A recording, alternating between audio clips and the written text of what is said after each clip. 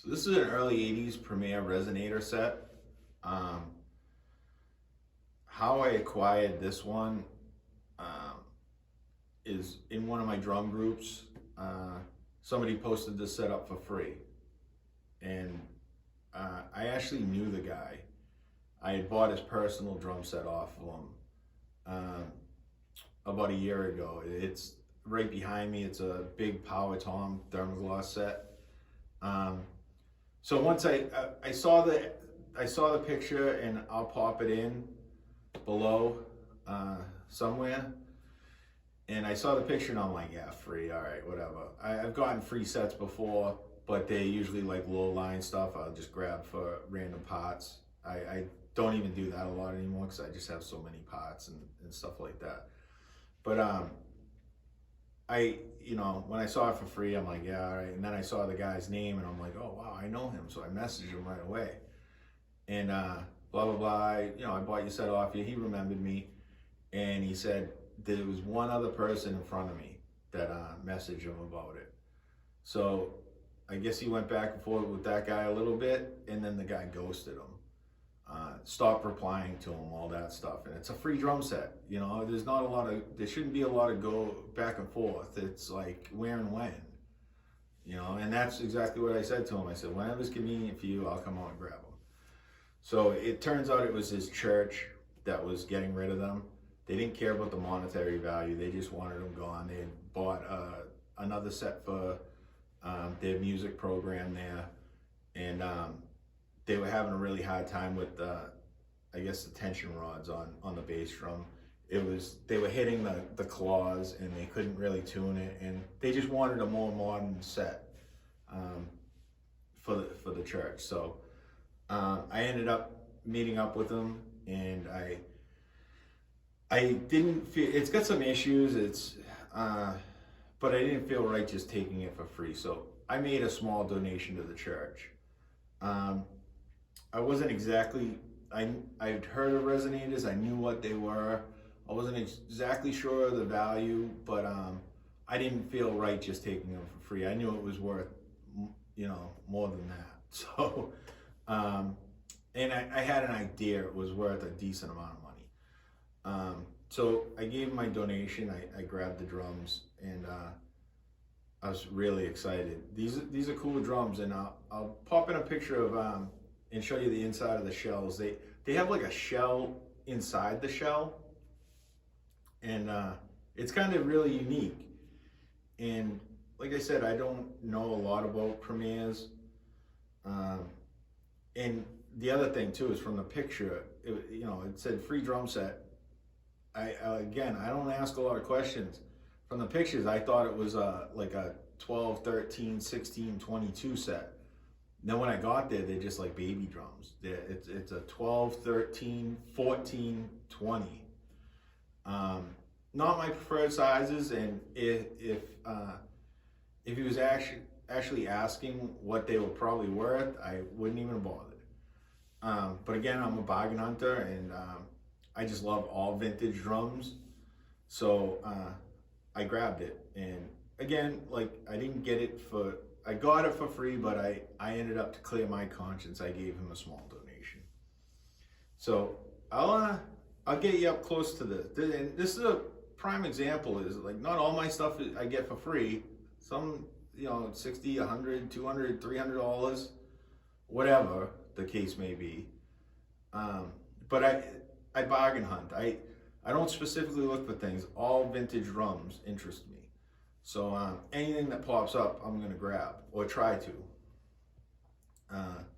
So I'm not particularly picky on what it is. If I don't like it, I'll just fix it up and sell it, or sell it as is and take that money and put it into other vintage drums.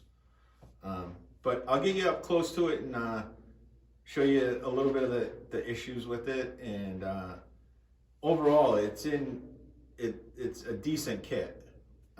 It's just not perfect. It's been used by a church and by kids and by people that don't take care of drums very well. But it's a super cool set. And actually, when I first got it, like within 10 minutes of posting it on my Instagram, which the link's on my page, to my Instagram, I had 2 people message me wanting to buy it right away. And then another guy had contacted me a day or 2 later wanting to buy it. So obviously these are pretty sought after drums in the Premier realm. The Premier enthusiasts really love them. They're just not my sizes. They have a different tone to them. They would really do well. I mean, maybe the bigger sizes are different, but this set here and the way it's tuned, the way I tuned it, it seemed to where it wanted to be tuned. Seems very jazzy to me, and I'm just not a jazz drummer. I can't play jazz to save my life. So I'll probably end up selling this to somebody, and it needs a little bit of work, and I'm gonna let them do that. You know, some stuff is just better left for the next guy to take care of. So when you get up close to him, you can see this is the 13 that came with it. Got a little bit of scuffing, but overall the 13's in really good shape. They're all in pretty decent shape. There's just some scuffing in the finish. You can see there on the other side, some checking in the finish, which is pretty common. So what they were having a problem with was the original claws on this bass drum. When you turned the handle, it was hitting, and you couldn't even adjust them really. It was a complete pain in the ass. So when I got it home, I noticed probably, you know, a quarter of them were cracked anyways. And I think part of it was this little handle on some of them is bent in a little bit. So that's what was causing it to hit that. And some of them were missing the little washer in between here. But where some of them were cracked, I had these XPK claws sitting around. So I just whipped these on here for a temporary solution. Like I said, the next guy can source some clamps and straighten out these little handles, some claws, and straighten out these little handles, whatever he needs to do. The 12's in really good condition too. It's got some scuffing on the back side. I'll show you.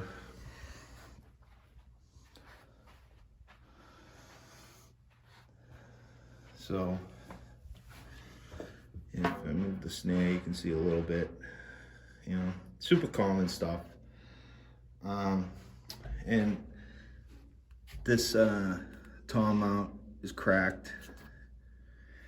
And I also noticed the spur mounts were loose. And with these sets, it's got, I think it's a 3-ply shell with re-rings. I know it's got re-rings. I'm not positive about the 3-ply part. But it's got the re-rings. It's got the outer shell, the re-rings, and then it's got the inner shell attached to the re-rings. So I noticed this tom mount was cracked, and the spur mounts were a little bit loose. And unfortunately, you got to take the whole inner shell out to tighten the spur mounts and to replace this tom mount. So I'm gonna leave that for the next guy. It can be done. It's you just got to be careful, and it's got to be somebody capable. But from the people I've talked to, they weren't scared about it, and it like I said, it can be done. So this is the 14, which is in really good condition too. Not really good. I mean, it's in used condition. It's in pretty good condition for what it is. The 13 has the complete muffler in it. This was missing the knob and the little screw, but the internal part of the muffler was in it, and the same thing with the 12. So they were flopping around. I managed to get them out without messing up that inner shell. And then you can see the only thing with this floor tom is this little ding. Somebody put something into it, and it's about the size of a pencil. Doesn't affect the drum at all. It's really it's unfortunate, but it's there. And the good thing is the pieces are in there. So if you took the inner shell out, you could just push that out, and you could glue it and push them out and clamp it, and good to go. But other than that, the 14's in really good condition. You know, who knows what happened there. But yeah, they're just cool little drums. And like I said, they're sought after because I definitely have buyers, you know, a couple buyers for them already. It's just when I get sets, I like to set them up and play them for a little while and have my fun with them, and then pass them on to the next guy, and then buy something that I really want. So, all right, guys, thanks for watching. If you like this content, please like, subscribe, comment, all that stuff. You can follow me on Instagram. Take care.